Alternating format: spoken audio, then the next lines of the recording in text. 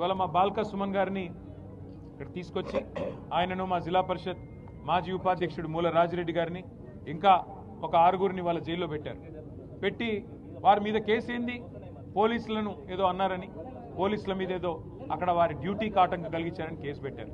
నేను అడుగుతా ఉన్న మీడియా మిత్రులను కూడా ఆలోచించమని కోరుతా ఉన్నా, ప్రజల్ని కూడా ఆలోచించమని కోరుతా ఉన్నా. మాజీ ఎమ్మెల్యే జగ్గారెడ్డి నోటికొచ్చినట్టు పోలీసులను బూతులు తిట్టింది మీకు కనబడతలేదా? బూతులు తిట్టడమే కాదు, బట్టలు కూడా తీసి కొడతా అన్నాడు. మరి కేసు ఉండదా? కనీసం పోలీసు వాళ్ళని నడి బజార్లో కాంగ్రెస్ నాయకుడు అయినంత మాత్రాన గుడ్డలు కూడా తీసి కొడతా అంటే కేసు పెట్టరు. బూతులు మాట్లాడితే కేసు పెట్టరు. ఇష్టం వచ్చిన బూతులు, నోటికొచ్చిన బూతులు తిడితే కేసు ఉండదు. కనీసం కేసు పెట్టే దమ్ము ఈ రాష్ట్రంలోని పోలీసు యంత్రాంగానికి లేదు. BJP MP, Nizamabad MP Arvind police వాళ్ళని యూజ్లెస్ ఫెలోస్ అని తిడితే కేసులు ఉండవు.